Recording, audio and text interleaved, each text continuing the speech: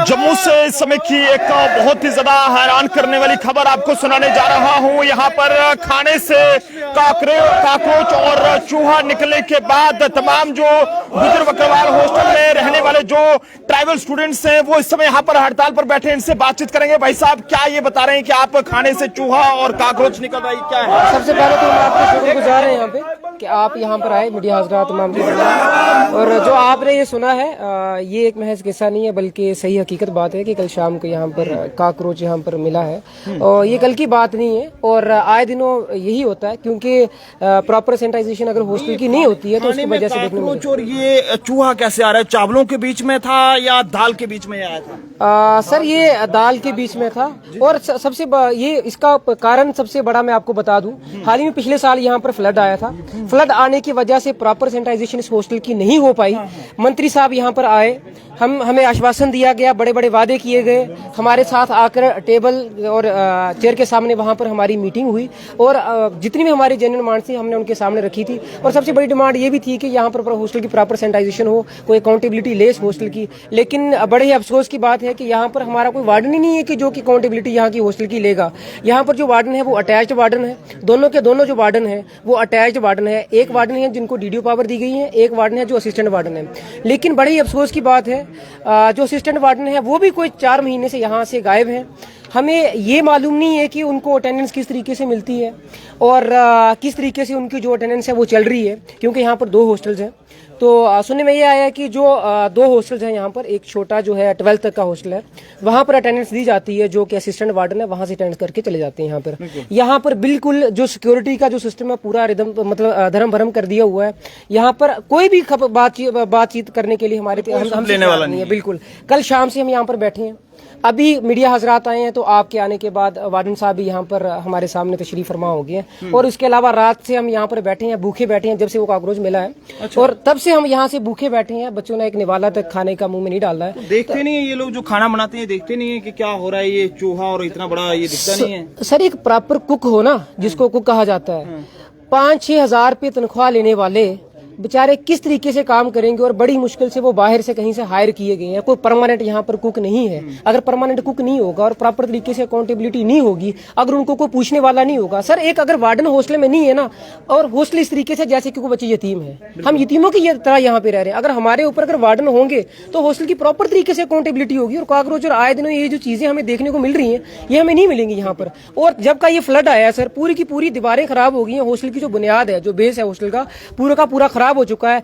Even के दीवारों से सर जो इलेक्ट्रिक के वो शॉक लगते हैं। तो यहाँ पर हमने बड़ी बार बताने की कोशिश की है, 5-7 बार हम यहाँ पर रिप्रेजेंटेशन लेकर हम मंत्री साहब के पास गए हैं, सेक्रेटरी साहब के पास गए हैं, लेकिन हमारी किसी ने बात नहीं सुनी। और फिर हमें शाम को ये डिसीजन करना पड़ा कि चलो हम अब भूख हड़ताल पर बैठते हैं, तो शायद हमारी कोई बात सुनने को। आपका क्या नाम है?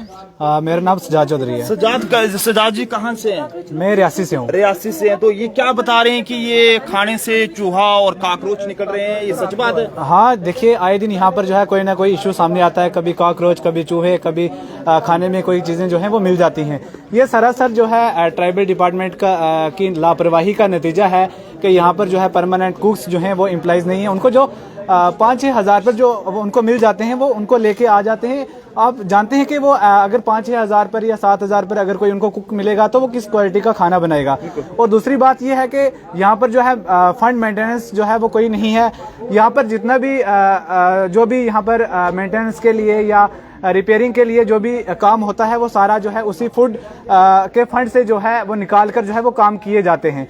आप खुद अंदाजा लगाइए, जब उसी फूड के जो है फंड से सारी चीजें निकाल कर जो है रिपेयरिंग के लिए या किसी और चीज के लिए यूज की जाएंगी तो वो फूड क्वालिटी जो है वो कैसी होगी। रात से हम यहाँ पर हंगर स्ट्राइक पर बैठे हैं। यहाँ पर कोई रेजिडेंट, यहाँ पर कोई परमानेंट वार्डन नहीं है।